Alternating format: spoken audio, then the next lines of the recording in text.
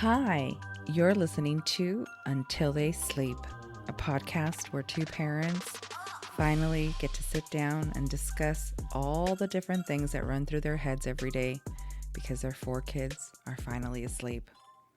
Thanks for listening.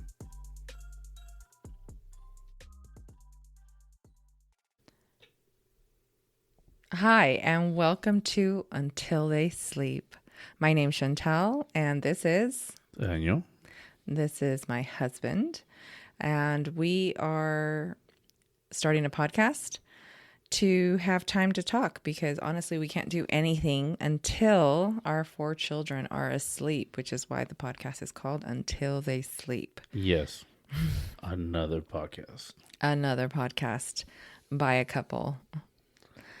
How original. How original. I know, but we honestly don't have any time to talk during the day. Our schedules are completely opposite of one another.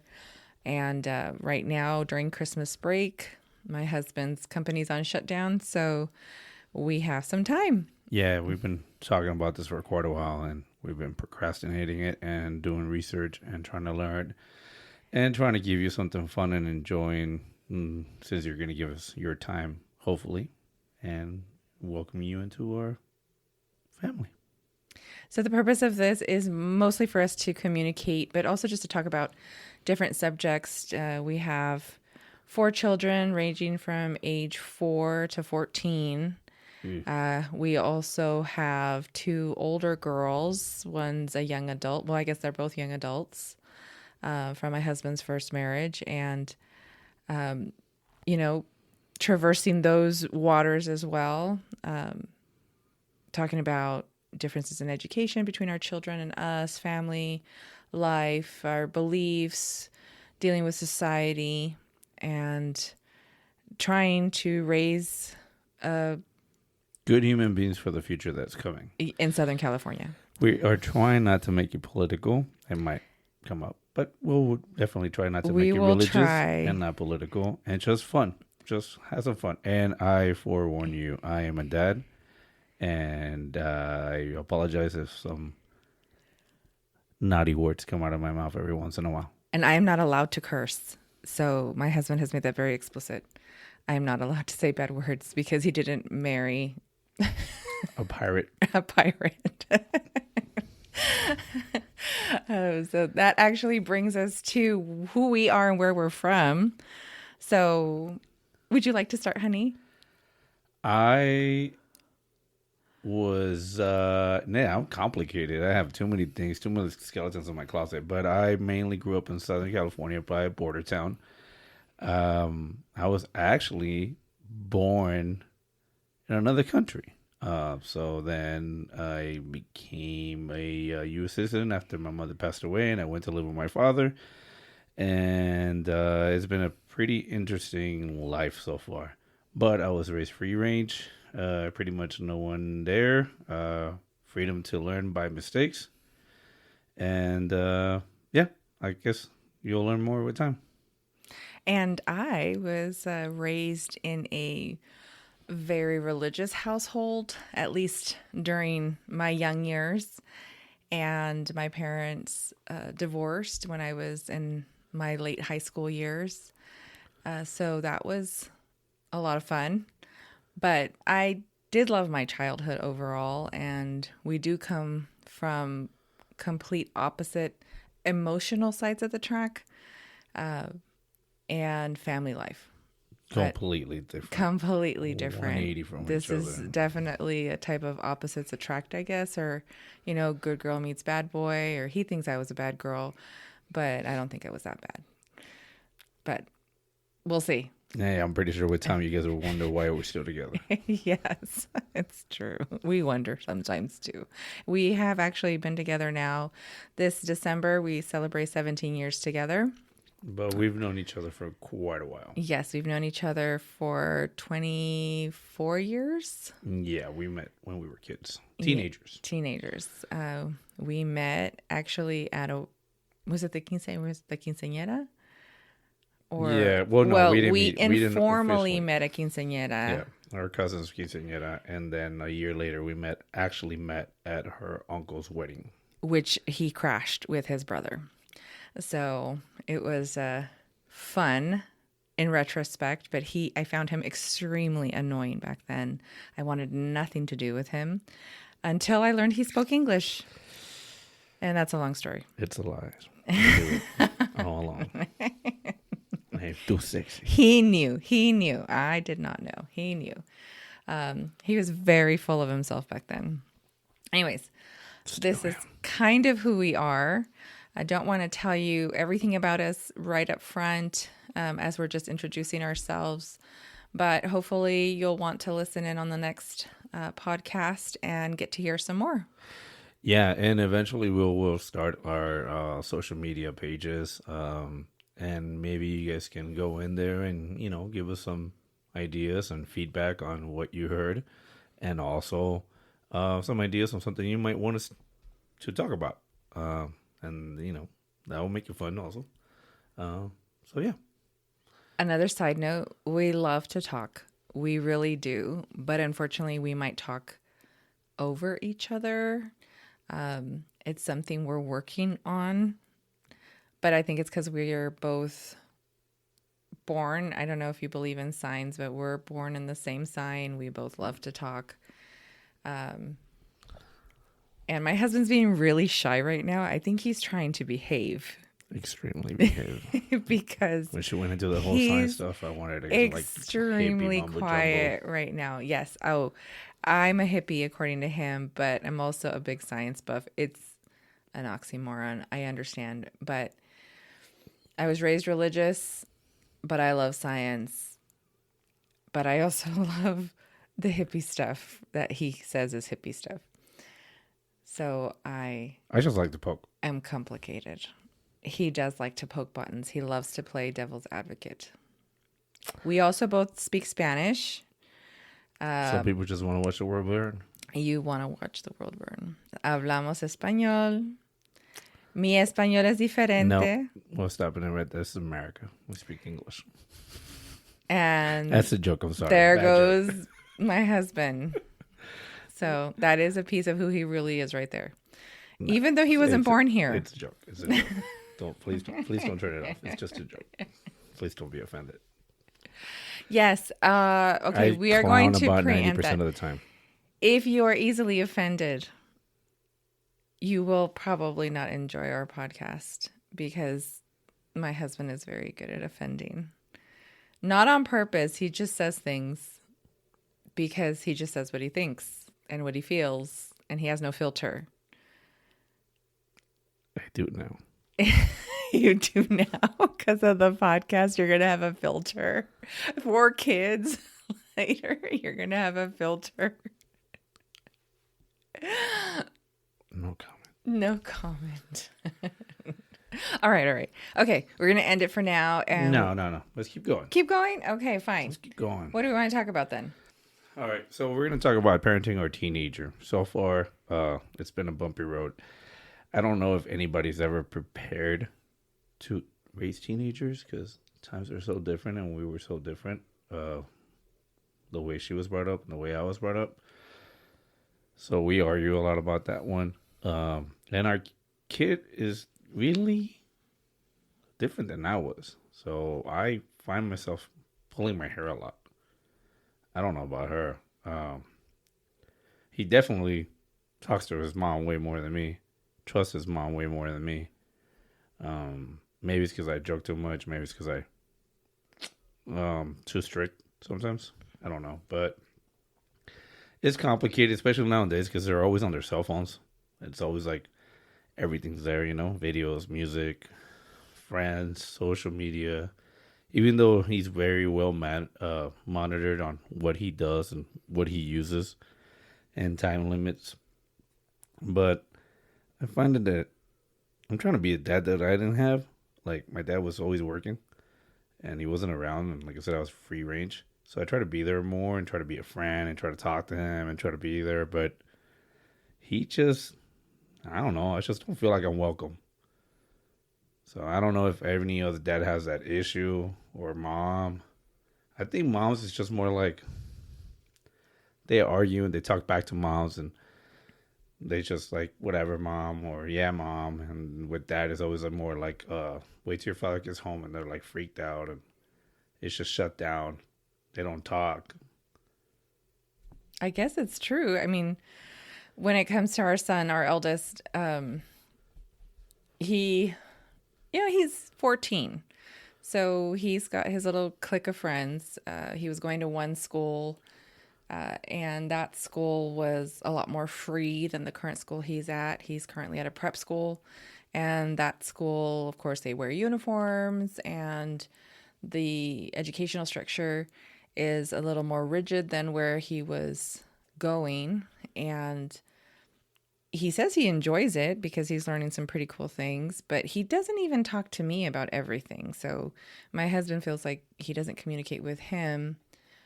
But yes, he does talk to me about certain things, but I also think it's because I don't jive him. I don't poke. I don't make him feel bad about certain things. And if I do, it's like a full-on discussion. Like we'll discuss about it, which my husband believes that is wrong. Like, oh, we're raising men, so there's no reason for him to be like that. Like, Well, my thing is like at his age, I mean, my mom or my dad didn't do a lot of the stuff for me. I was like self-dependent. At 14, I mean, I was in charge of waking myself up, making sure my clothes were washed and folded and ironed, and I woke up and I got ready for school, and I made sure that I made it to school, and I made sure I had to do my homework, and I had my lunches and all that stuff. And luckily for him, he has you, so mommy does everything for him or helps him out with everything. well, yeah, And I I had remind him. a lot of chores, like I said, a lot of responsibilities, and so I expect a lot from him. I expect him to help out around the house, and sometimes, it's just a lot of the procrastinating. It was very frustrating. I don't know how my dad did it. I mean, but then again, I was afraid of my dad. Like, it was old school, macho, marine dude. It's just But like room inspections, like and you said though, smoke sessions. your mom wasn't there. So it's different. Like your parents weren't around. Like we're here for them. So I do struggle. Like there are some days I just pull my hair out, but it's not just my 14-year-old. There's a 14-year-old, a 10-year-old, a 6-year-old, and a 4-year-old. And between the four of them, I'm pulling out my hair at one or all of them every single day. But when it comes to our teenager, his aloofness at this age where he's just like blasé about everything, whatever, mom, all I care about is my music and what my friends are doing. And unfortunately, we moved in the last year away from all his friends, from the little town we were in, the neighborhood we were in. So he doesn't get to hang out with his friends now. It's not like they can be like, hey, can we hang out tonight, or can we hang out, tomorrow?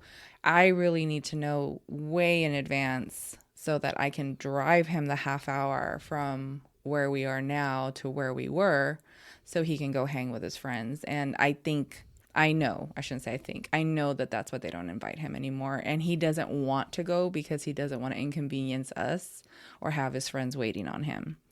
Yeah, so we pretty much lived in San Diego, and it's a big city, and it was growing, it was getting crazy, and we ended up moving northern inland, and it's like amazing and nice when we moved, and the people were awesome, and I felt like I moved into like the Leave It to Beaver neighborhood, where the neighbors were nice and kind, and garage doors stayed open all night, and I was like, wow, this is so weird. Like in my neighborhood, we would have jacked that guy already, or he would have got jacked.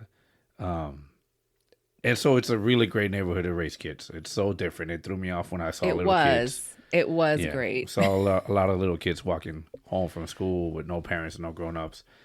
It was freaky. But as the town has grown and people from other areas have moved nearby, we ended up moving more inland. More like away from the city, more kind of Rural. Yeah. We wanted a little farm. Couldn't do that for the time being, but it is pretty away from everyone. So everything is a drive. We're not city folk. We're not city folk. I wasn't raised in the city either. Yeah, so we tried it. We were okay with it, but nah, I like dirt roads and I like The mountains horses and mountains the and trees and the birds and the coyotes at night. the coyotes at night. Yeah, and chickens from the neighbors or something. Yeah, going down the street to get fresh eggs from a farmer versus, waiting for eggs to be available in stores currently. It's pretty nice. Yeah, California is wonderful right now. So, I mean that in a very sarcastic way. So yes, we live in Southern California. So yeah, as a parent, as parents, we want the best for our kids, right? So that's part of the decision why we moved. We had our son. He was a great kid. I mean, he's an awesome kid. He's a bit of a bully with his brother and his sisters at times, but he looks after them, takes care of them. He's a sweetheart. He's just going through that awkward teenage phase where he's trying to find his identity, trying to be the tough guy, trying to be, I don't know, the emo kid or the nobody gets me kid But he can't really be that because or the GQ guy right now. I guess this previous month now he wants to be Mr. But he can't really be any of those things Ronaldo. because he's got a uniform at school. So there's no identity, which in a way is okay because they really need to be concentrating on their studies. I also think about he's 14 and I compare his 14 to my 14. And oh my goodness, he's such a good kid. He is so innocent. Yes, he is. I make some jokes sometimes and he looks at me like a deer just looked at a big old semi truck and doesn't know what to do. He's just like, what did my dad just say? I don't get it. And it's true. He really doesn't get it. Maybe he's pulling one over our eyes and fooling us really well along with everybody else. But he is very innocent for his age to the point where, teachers and other parents are just like, your boy is so good. He's such a nice kid. He's welcome at our house anytime. Like, we will trust him with anything.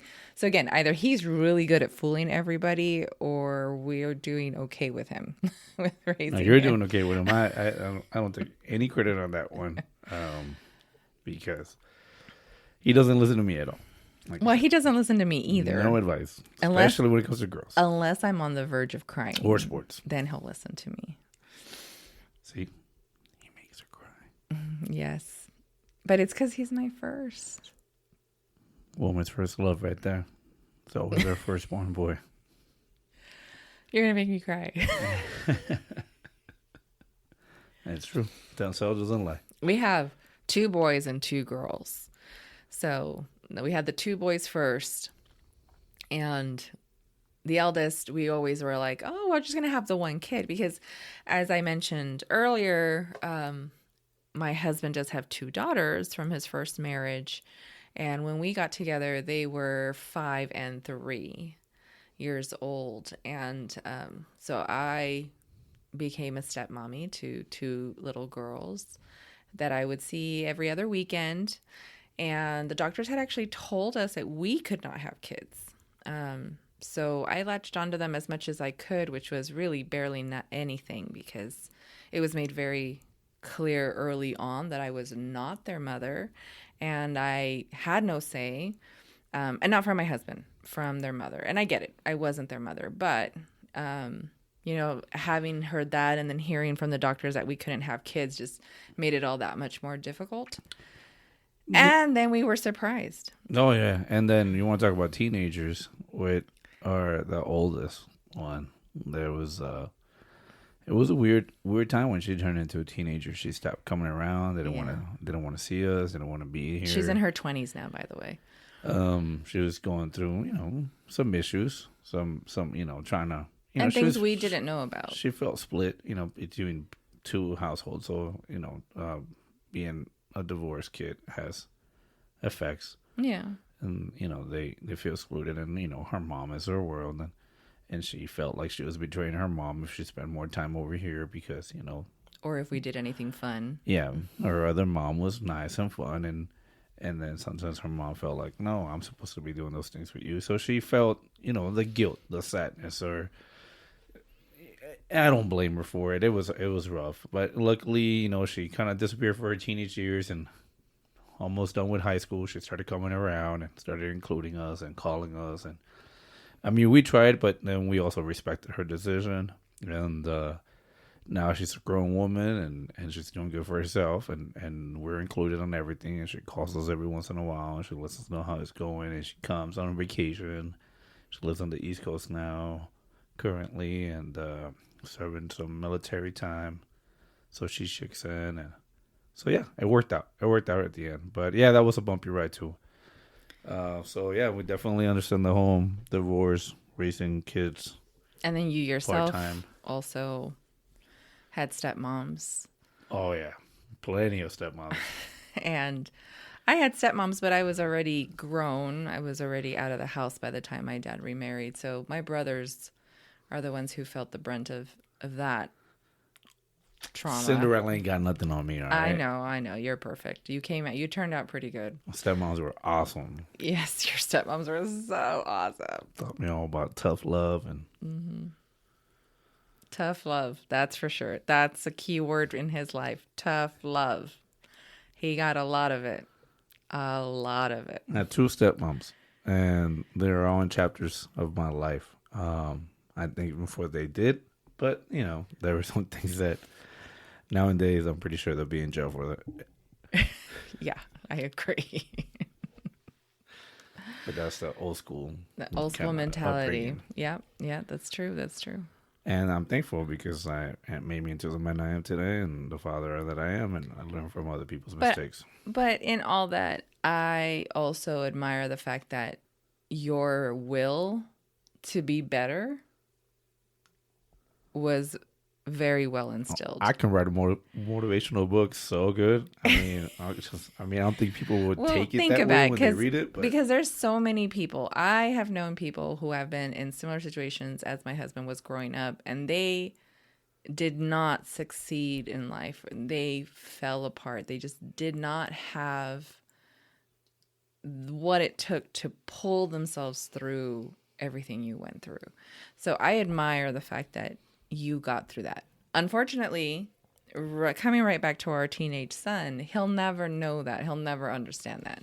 So I understand that for my husband. It's very frustrating that our son is not understanding of life at this age, but he also didn't have to go through everything my husband went through. well, here's my question about teenagers. Okay, bear with me. Okay. What is it that when you become a teenager, you forget what a shower is? He Or doesn't. deodorant. He's really good about showers now. Or, like, I don't know, brushing your hair. That would be our 10-year-old right now. Our 10-year-old has forgotten all that stuff. He's coming into this phase. This kid changes clothes 3 times a day. Okay, that's the fix for everything. He wants to dress up, but he forgets about the shower, and the deodorant, and the Well, brushing 'cause his hair. His body's just started I changing. know, his He's starting to body's get that starting- funk, that armpit funk. But the other one, I mean, he's 14 now. He's been doing it for 4 years now. It's like, well, He takes a 2 shower years. like twice a day sometimes. I don't even want to know what that's about, but he's taking a shower twice a day. No, that he's actually showering. Like, Yeah, I know he's showering Yeah. because he feels stinky. He's Yeah. at that like I don't want to be dirty stage at now that he's He 14. wants to smell Now, fresh for school. and then 13 he wants to be a fresh year for ago night. it was different. A year ago you couldn't get him to shower, but this year you can. My other question about teenagers is this: do they cheat during the test when they're on the phones? If they're not Yeah. allowed to have phones in class and There's a lot of things I don't understand because when I was in high school, I remember, 14 at least, I cared about matching my shoes with my t-shirts and Oh, see, my that has hair nothing being to do with all what we're nice talking and perfect. Well, that's part of being a teenager. You're trying Okay. to look good, and I just don't see my son trying to, like, he doesn't care. he cares about his uniform. His uniform. Was it just me? I don't know. My boots had to be all nice and polished. Yeah, but maybe it was just you. He cares about his uniform. He makes sure his uniform. I mean, he doesn't go and iron them, but he's like paying attention to. He has a shower every morning, and he puts deodorant on, and he has his little cologne. Like, what do we to expect once our girls turn into teenagers? I am going to give up parenting at that point. They're all yours. Oh no, they're yours. No, You don't want me to raise them. We'll be getting they'll be getting nails done on every Friday. I highly doubt that you're going to be able to handle our girls once they're teenagers. I think you will be putting them in a convent, and we're not even Catholic.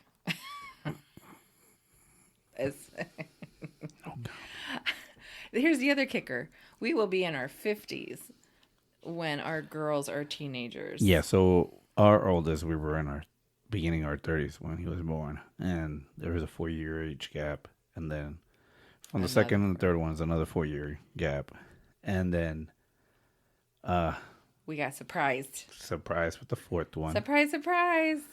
Which is the best surprise in the world. She adores her father. She's daddy's girl. His baby girl. The biggest sweetheart in the world. So how do we discipline our teenager currently? I know we tried disciplining the girls the most we could whenever we had them and they were out of line, but that didn't really work out so great. I think the way that we handled the girls, and we kind of do it with our son too, is it's no different. It's the way that we kind of always made our relationship kind of work, which is a thing that I think a lot of people don't do nowadays. Is we actually try to communicate. It's true. We try to sit down. We try to have talks. We try to vent out our emotions or our issues or what bothers us. I mean, for you and me, we might be screaming at each other at times, or giving each other the eye. We're passionate people, but we did it with the girls. We try to talk and try to work things out and try to see things from their point of view. And with our son, I think there are times when I'm like, hey man, let's have a talk. We'll talk to you like a friend. Talk to me like a friend, but remember, I'm still your father, so still put some respect on it. I know he talks to you a lot. I know he trusts you a lot. He vents a lot to you. Not as much as you think. But usually our conversations end up after, you guys have a talk or you have some issues and you let me know what's going on. I mean, like I said, communication. You let me know what's going on because, like you said, our schedules are so separate, so different. And then there's things that come up that I don't know necessarily how to handle because I'm not a boy, right? So I don't know what he's thinking. He's a great kid. I mean, overall, he's a great kid. No, I know. Like I said, compare my 14 to his 14, and we're night and day, and he's still innocent in a lot of ways. My jokes, he doesn't get them. He's like lost. And do you think that's a detriment to him? Like the fact that he's naive about life? Do you think that's a bad thing? In a way, because how can I put this? I might go a little off subject here, but we're parents and we want the best for our kids. Mm-hmm. It's the given, right? That's our job. Our job is to be their parents, get them ready for life and the world. But at the same time, we want to shelter them from the craziness out there in the world right now, right? Everything going around, right? Even schools are not safe. Churches are not safe. No, nothing is safe right now. Nothing is sacred anymore. And so at moments, I think that I'm kind of handicapping my son, and I apologize for the use of the word, but in a way, I'm kind of holding him back because, he's sheltered and he's still innocent, but in no time, he's going to be a grown-up, and he's going to go out to the world, and I don't think he's going to be quite prepared for what's out there. Yeah. Because of the way that, he was kind of protected or sheltered. So I try to teach him and talk to him, and he looks at me like I'm crazy and I don't know what the heck I'm talking about. But I think he also wants to be like you because there's things he says that he's like, he says things and talks about certain subjects, and I'm like, that's your dad talking. That's not you. I don't believe that you believe that. Well, yeah, it's an echo, right? Yeah. But as far as disciplining him, I mean, what do we do? We're like taking things away, conversing with him. Well, I mean, what's the first thing you take away from him every his time phone, you because take away the phone? that's all he has. Because the phone is everything now. Like, especially at that age, right? Every time we go to a restaurant, we go anywhere, what do we see? All the teenagers. Everyone's on their phone. Everyone, the kids, family dinners, or everybody's on their phone, or everybody's taking pictures of their food, or, let me, whatever, dance or TikTok thing, or, Yeah, it's all about the phone. Yeah, so you take that away right away. For me, I mean, we try to give him things to let go of some of those emotions and that frustration, that anger. He was doing jiu-jitsu, and he loved it. That was but everything that he's done, he's been good at. He's loved it. But he doesn't stick to it. Well, yeah, because that ends up being the punishment, right? Right, yes. Like, okay, we give him the warning. It's like, hey, get your act together, or, no more hockey. Yeah. Or, hey, get your act together, no more lacrosse. No more lacrosse. And he's, whatever, fine, And then he's calling our bluff, and we kind of treat it like baseball. 1 strike, 2 strikes. Okay, 3rd strike. Okay, it's done. Mm-hmm. No more jiu-jitsu. No more lacrosse. No more hockey. And he's like, all right, cool. There'll be something else down the road. Right now, it's this whole high school soccer JV team. But, yeah, like, is it wrong to take him away that stuff? I mean, because it doesn't really phase. And the phone, I mean, he needs his phone because... The same thing happened with the eldest girl. Remember, we would offer her things. Remember, she wanted to become a marine biologist, and I told her, if you get me straight A's, I will get you into the SeaWorld program. And then that fizzled real fast. But that's one of the things because we were of her talking grades. About. Yeah, teenagers, we change opinions all the time about what we want to do, Yeah, well, the priority of it, right? And then you as a parent, okay, well, I'm going to take that away because you're not showing me you really want it. And I'm not going to waste my money and my time on it. Is that what we're doing? Basically, that's how I feel. Yeah, and then do you want to force them to do something that maybe they don't want to do?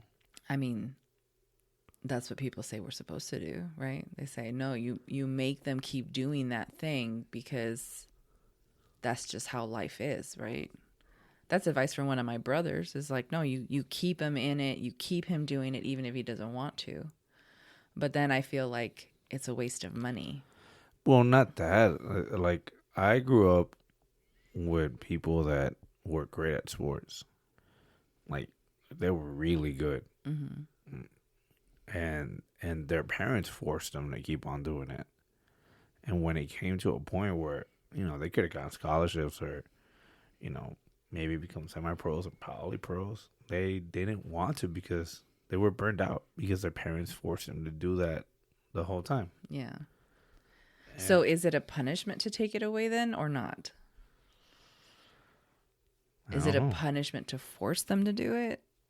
Is that the punishment? To force them to keep doing something they don't want to do? I think that is a punishment, I guess, yeah. That's the punishment. And that's not what we're doing because we're letting them stop. Or like we took it away from him because it's something that he said he wanted. And I've heard people tell me, oh, don't take it away from him. I'm like, well, I'm not going to keep paying for something that he's not keeping his end of the bargain. Well, let's just cover jiu-jitsu for a moment, right? In the beginning, you didn't want me to put him in that. No. So, but I was like, he needs something, right? Mm-hmm. He has a lot of emotions, and he's going through a roller coaster, and hormones are changing, right? Yeah. And it did it more because you had him doing the archery and the fencing. Yeah, he was doing archery and fencing too. So obviously, you guys can tell we let our kids try a lot of different things. I know, and I don't want to hear. I don't want to hear. I'm sure people are like, "Oh, those are rich sports," because even he's told me that he gets that from his classmates. Like, "Oh, kids who play archery and kids who fence are rich kids." I'm like, "We are not rich by no means. We scrape so our kids can make these things happen." Yeah, they were rich over playing golf or tennis. Yes, exactly. No, but it helped them, but it wasn't like the click. No, it right? wasn't a click. But the jiu-jitsu clicked them. It challenged him. It made him use his mind. It made him use his body. He got tired. But he became a different person. Like, his confidence got Mm-hmm. better. He became more friendly. He was able to talk to more people. He was getting out of that cocoon, right? Mm-hmm. But after a year, what happened? He He started becoming the fizzled. bully. Yeah. He started doing the moves on his brother, or doing it to his sister, or Mm-hmm. even to me. Mm-hmm. It's like he started losing the control of it, and it goes to a point where you're like, okay, this is not why we were doing this. Like, we want you to be able to defend yourself Mm-hmm. from the people that would try to take advantage of you, and an escape for you to let go of some of that pinned up anger or emotions or the body change. Mm-hmm. And it's only going to get worse. This is the beginning of being a teenager, right? 14. Yeah. This is minor stuff. I'm pretty sure he hasn't started doing some of the stuff. The reason when eventually the showers will get longer I don't more wanna- often. I don't Yeah, need to hear he's not there yet, and he's still very innocent. So it's gonna be a way different, right? I mean, what's gonna happen then, right? What are the? I don't know. Well, but coming back to like the whole discipline thing, I mean, what else can we do? Like, I mean, we put him back in sports and just make him keep doing it, or we don't take away his phone, don't take away his video games. I mean, I think those are all part of the problem. That's why he's not listening. That's why he's not doing what he's supposed to be doing, is because of those things. Well, yeah, and I mean, at least he doesn't have, like, video game consoles and stuff like that he's glued onto the whole time. I Well, mean, because we don't let him. Yeah. That's again part of the control. Like So, we know people whose kids play video games from sun up to sundown. maybe we should just send him to a dog trainer. I was like, yeah, they say that. Hey, kids are- you're gonna plug that right now. So he actually does go in the summers to train to be a dog trainer with one of my brothers. But And it's a good example. It's a good work example for him. the issue with that one is that he loves his uncles, right? And it feels like a reward at times when Yeah. he's been so bad or rebelling or testing the waters, to send him away. Which is why he didn't go last year. Yes, to Or send him this year. away, and even that should have been like a wake up call, right? Like, hey man, like that's family. Like, I couldn't go with my family to do something that I enjoy doing, but he gets spoiled by the uncle. That's uncles, but mainly that uncle. Whenever he gets to see him, it's like, oh well, he was such a great helper. He's a great worker. He is. He's a great hands-on person. But our 14-year-old loves to work with his hands. He loves manual work, which is why we're always telling him he's going to be like a mechanic or something when he grows up. And he actually says he wants to join the military, which we're not. I mean, we're pro military. My husband is ex-military. Just not the current military. Not but some things need to change. Well, he said before I'm that okay since he was with a it. kid. I mean, you had that influence on him. You used to watch that TV show where the guy was an ex-ranger Yes, or I know. sniper Yeah, who yeah, became an FBI agent. So in his mind, he's like, I want to do that. Like, and then later on, he's like, oh, now I want to be a Navy SEAL. So it's there, it's always there. Yeah. So, and yeah, family. We have family members that are in the military, Yeah. or ex-military. But, So, and that's all part of the discipline, right? I mean, us disciplining him now is to give him structure, though, right? Because if he is going to join the military or even any job he does, he's going to do it well. He's going to have structure. So the purpose of the discipline is to help instill that. The purpose of him being at this prep school that he did not want to attend is to give him that structure, even though now it's not a punishment. well, now he loves the school. Now he now likes he wants the to school. stay there. Now he wants to stay there. But originally it was just to give him structure, and now he's enjoying it. But anyway, so I mean, is there something else that we could be doing better? And as far as discipline is, we take things away, force him to do things that are uncomfortable, just to give him that experience and that drive that he can get through things that are uncomfortable, because there's a lot of things in life that are uncomfortable, Kick right? him out of the house. Well, I'm not ready to do that. No, I'm joking. That's horrible. That was your life, not your son's that's life. horrible. You're always saying you giving him something better.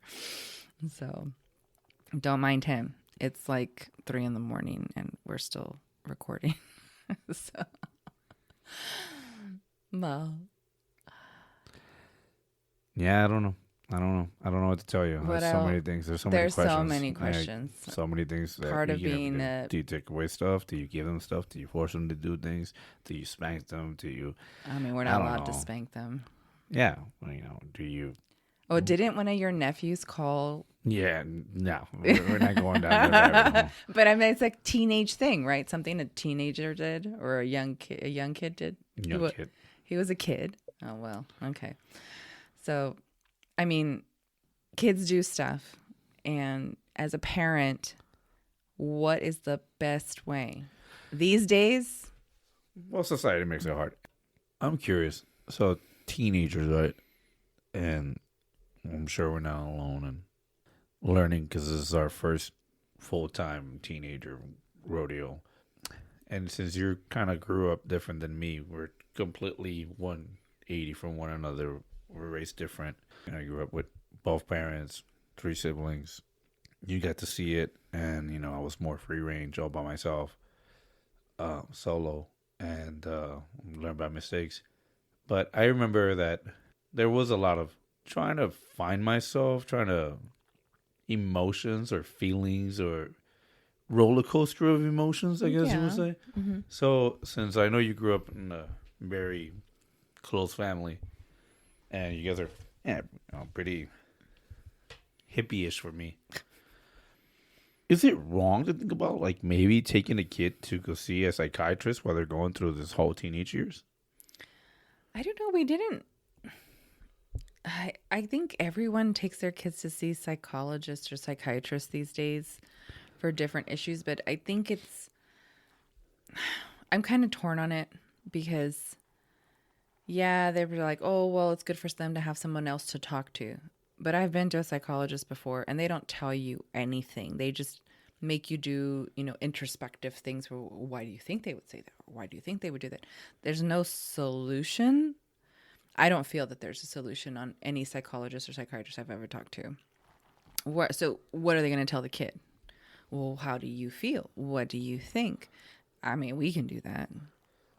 Or a family friend. Or I know you don't care for church, but, if we were church going, then they would have that. People to trust in that circle. They have their friends. There's counselors at school. None of us ever went to. My counselors at school were horrible. I mean, all I remember is like, It's probably the same as a psychologist, psychiatrist, similar. I mean, I don't think it's necessary. it was different though. I mean, like I was saying earlier, like when I was a kid, Yeah. it was more It's about a thing who these you days, were, though. who you hung out with. Now we have all the technology, and now all these everything getting censored, or you got to watch what you say because you might offend someone or a Yeah. group, or That's this on whole parents. I think that's on pronouns parents. and I I agree. think that's so complicated I- nowadays. I think that brings something much more to the table, and I guess it falls on how the parents were raised also, and I guess what's cool or Well, I what's know in, or I know a lot of parents who have their kids going to see psychologists or psychiatrists because the world is, I think, more nuts right now. Kids are so confused about so many other things that I don't think we worried about. so that makes it being a teenager even harder, right? I think so because I don't know, it just seemed simpler. I don't remember having to worry about some of the things our kids are worried about these days, or our parents teaching or talking about the things that we talk to our kids about. because it wasn't in anybody's face, or these things weren't in people's faces, you know. There's a multitude of things. It's not just like one or two things, but including the technology, you know. There's kids who are completely enveloped by their technology. They have no connection with the real world. Yeah, and I think that whole parenting teenagers thing is such a, like, seriously, like, taboo subject, because I know kids that really didn't get that loving home, and Like you. they ended up being horrible, or Not like you. druggies, or Yeah. had other mental issues. And I agree. Went down the wrong path. But then you have other people, I guess, like you said, like me, that just took it as a building pillar to become somebody stronger and try to be better. Which I admire. I but- deeply admire that about you. But then there's other people that are like, it's just, I don't know. It's just, it's so different. It's so hard. It's so hard. There's so many really- things I wish I could say, but I just, You're I'm like- censoring yourself? I am completely censoring myself. God, it's just, Look, there's okay. For example, we'll use you for example. Okay, like you said, you turned out different, and I know people who were raised in similar situations as you were, who turned out the other way, are in jail or drug addicts to this day as adults, or maybe they're even dead. It's just life didn't work out for them because I think they didn't have the will or the strength. It's not even a matter of having yeah, but someone around you. Because did you have anybody around you to push you? no, I had me. Yeah, that's your own will. And I think some people are born with a strong will to survive. So yeah, so it's like a double-sided sword, right? So you have the kids that don't have that, and they could be good or they can be bad. But then you also have the kids that had both parents or And had they're all still that bad. positive reinforcement, and then So it's just so weird. I don't know what in their mind triggers them to do some of the things that they do or the decisions that they end up taking. That's Especially as teenagers. And why, it's the emotions I that guess have to that's do. why I was kind of like, well, like psychologists kind of help with that, but I guess you make your point. Like, I it don't might know. not even work. I don't think it works because think about, there's things in the news that we hear or read about You know what? teenagers that do really stupid things. You know what I think might actually work? Boot camp? An ass whooping, like good old Good old how spanking. they used to do a little spanking. Like Right. Look at our parents. They ended up pretty all right. We ended up all right. Oh yeah, I got whooped like I owe my parents money.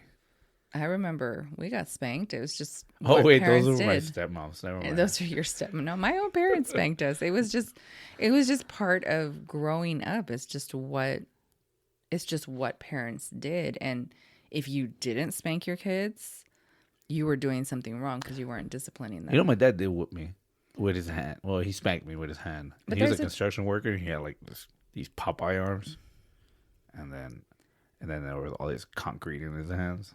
So they were like getting hit by the rock guy, like from the Fantastic Four. It's What's his name? Thing? Yeah, it's clobbering time.